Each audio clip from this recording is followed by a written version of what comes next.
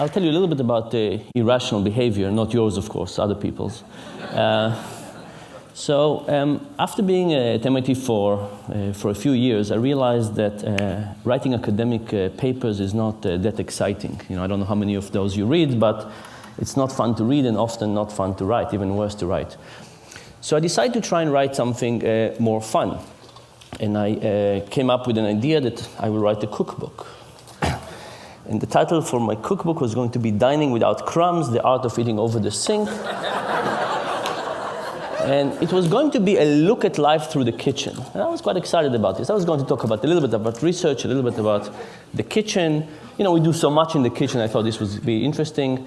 And I wrote a couple of chapters and I took it to MIT Press and they said, cute, but not for us. Go and find somebody else. I tried other people and everybody said the same thing, cute, not for us. Until somebody said, look, if you're serious about this, you first have to write a book about your research. You have to publish something, and then you'll get the opportunity to write something else. If you really want to do it, you have to do it. So I said, I really don't want to write about my research. I do this all day long. I want to write something else, something a bit more free, less constrained. And this person was very forceful and said, look, that's the only way you'll ever do it.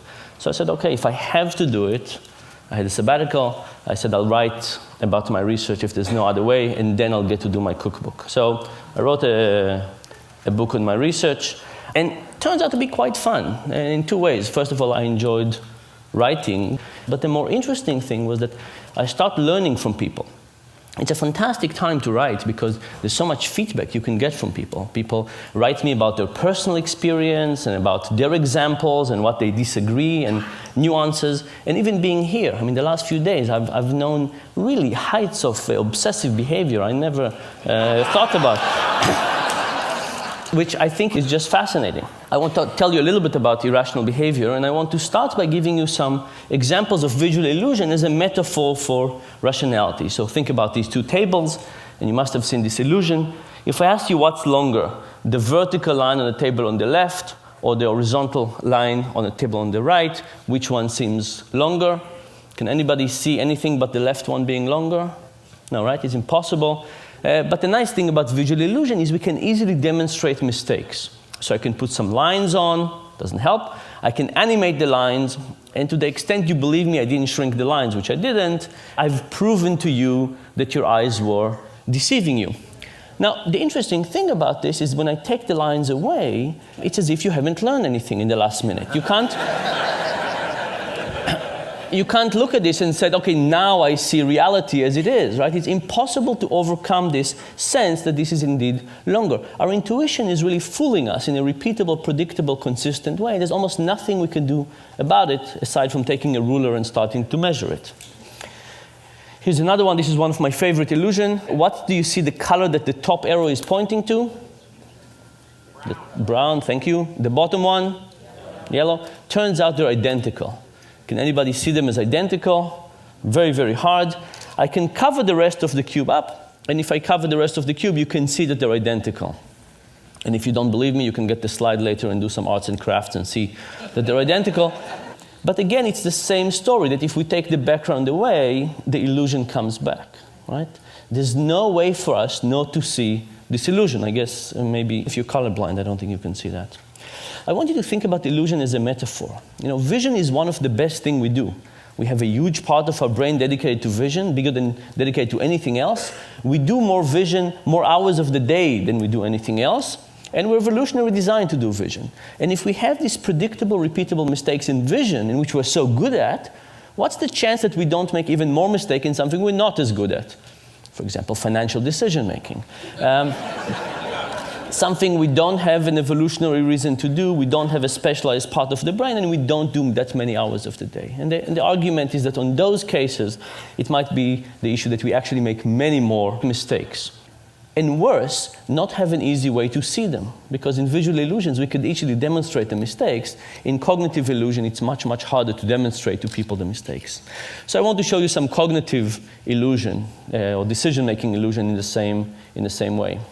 This is one of my favorite plots in social sciences. It's from a paper by Johnson and Goldstein. And it basically shows the percentage of people who indicate that they would be interested in giving their organs to donation. And these are different countries in Europe, and you basically see two types of countries. Countries on the right that seems to be giving a lot, and countries on the left that seems to be giving very little or much less. The question is why? Why do some countries give a lot and some countries give a little? When you ask people this question, they usually think that it has to be something about culture, right? How much do you care about people? Giving your organs to somebody else is probably about how much you care about society, how linked you are, or maybe it is about religion. But if you look at this plot, you could see that countries that we think about as very similar actually exhibit very different behavior. For example, Sweden is all the way on the right, and Denmark, that we think is culturally very similar, is all the way on the left. Germany is on the left, and Austria is on the right. The Netherlands is on the left, and Belgium is on the right. And finally, depending on your particular version of European similarity, you can think about the UK and France as either similar culturally or not. But it turns out that from organ donation, they're very different. By the way, the Netherlands is an interesting story. You see, the Netherlands is kind of the biggest of the small group. Turns out that they got to 28% after mailing every household in the country a letter begging people to join this organ donation program. Right, so you know the expression, begging only gets you so far? It's 28% in organ donation. But whatever the countries on the right are doing, they're doing a much better job than begging. So what are they doing? Turns out the secret has to do with the form at the DMV. And here's the story. The countries on the left have a form at the DMV that looks something like this. Check the box below if you want to participate in the organ donor program. And what happens? People don't check and they don't join. The countries on the right, the ones that give a lot, have a slightly different form. It says check the box below if you don't want to participate. Interestingly enough, when people get this, they again don't check, but now they join the program. Now, think about what this means.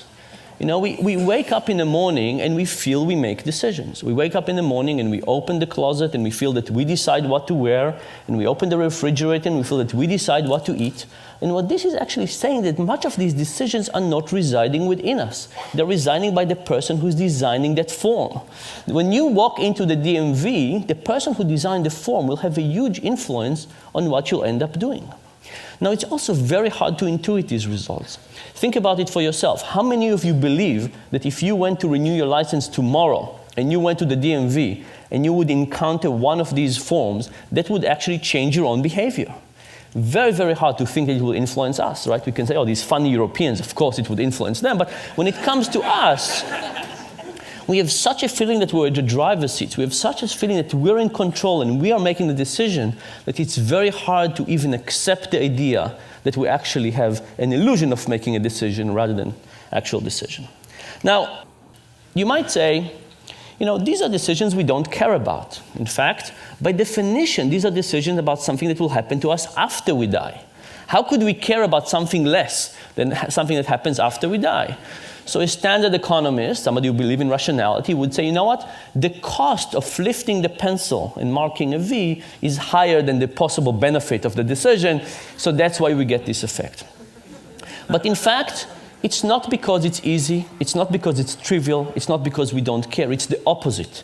It's because we care, it's difficult, and it's complex, and it's so complex that we don't know what to do. And because we have no idea what to do, we just pick whatever it was that was chosen for us. I'll give you one more example for this. This is from a paper by Redelmeier and Shafir. And they said, you know, would this effect also happens to experts? People who are well paid, experts in their decisions, do it a lot. And they basically took a group of physicians. And they presented to them a case study of a patient. And they said, here's a patient, he's a 67-year-old farmer, he's been suffering from a right hip pain for a while. And then they said to the physician, yes, you decided a few weeks ago that nothing is working for this patient. All these medications, nothing seems to be working, so you refer the patient to hip replacement therapy, hip replacement, okay? So the patient is on a path to have his hip replaced. And then they said, half the physician, they said, yesterday, you reviewed the patient's case and you realized that you forgot to try one medication. You did not try ibuprofen. What do? Do you pull the patient back and try ibuprofen, or do you let them go and have hip replacement? Well, the good news is that most physicians in this case decided to pull the patient and try ibuprofen. Very good for the physicians. The other group of the physicians, they said, yesterday when you reviewed the case, you discovered there were two medications didn't try out yet, ibuprofen and piroxicam. They said, your two medications didn't try out yet. What do? You let them go or you pull them back. And if you pull them back, do you try ibuprofen or piroxicam? Which one? Now, think of it. This decision makes it as easy to let the patient continue with hip replacement, but pulling them back all of a sudden becomes more complex. There's one more decision. What happens now? Majority of the physicians now choose to let the patient go to hip replacement. I hope this worries you, by the way, when you go to see your physician. The thing is that no physician would ever say, piroxicam, ibuprofen, hip replacement, let's go for hip replacement. But the moment you set this as the default, it has a huge power on whatever people end up doing. I'll give you a couple of more examples of irrational decision making. Imagine I give you a choice. Do you want to go for a weekend to Rome, all expenses paid, hotel, transportation, food, breakfast, a continental breakfast, everything, or a weekend in Paris? Now, weekend in Paris, weekend in Rome, these are different things. They have different food, different culture, different art. Now, imagine I added a choice to the set that nobody wanted. Imagine I said a weekend in Rome, a weekend in Paris, or having your car stolen. Now, it's a funny idea, because why would having your car stolen in this set influence anything? But what if the option to have your car stolen was not exactly like this? What if it was a trip to Rome, all expenses paid, transportation, breakfast, but doesn't include coffee in the morning? If you want coffee, you have to pay for it yourself. It's €2.50. Now, in some ways, given that you can have Rome with coffee, why would you possibly want Rome without coffee? It's like having your car stolen. It's an inferior option. But guess what happened? The moment you add Rome without coffee, Rome with coffee become more popular, and people choose it. The fact that you have Rome without coffee makes Rome with coffee look superior, and not just to Rome without coffee, even superior to Paris. Here are two examples of this principle. This was an ad from The Economist a few years ago that gave us three choices. An online subscription for $59, a print subscription for $125, or you could get both for $125. Now, I looked at this and I called up The Economist and I tried to figure out what were they thinking.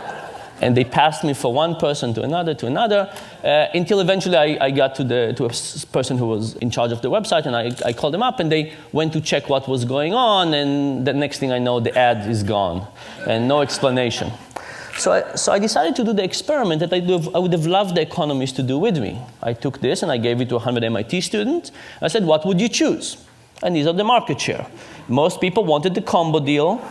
Thankfully, nobody wanted the dominated options. It means our students can read.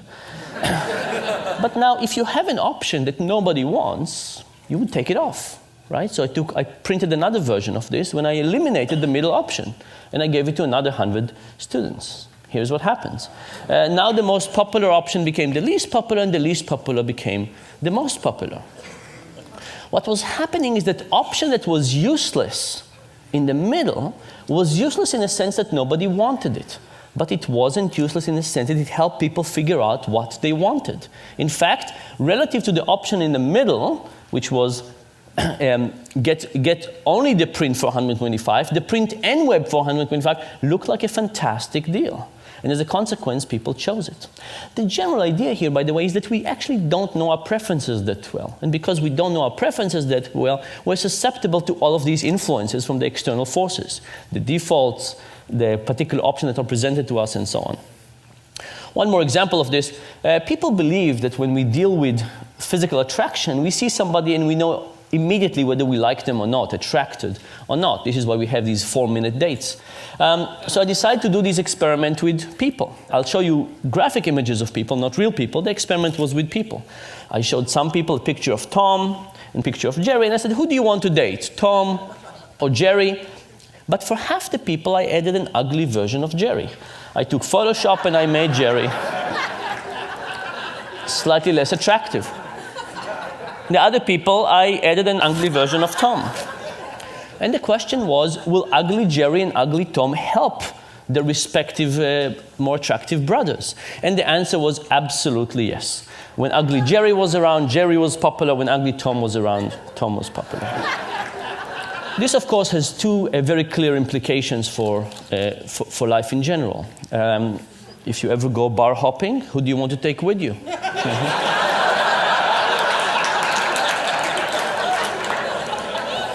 You want a slightly uglier version of yourself. Similar, but slightly uglier. And the second point, of course, is that if somebody else invites you, you know how they think about you. Now you're getting it. What is the general point? The general point is that when we think about economics, we have this beautiful view of human nature.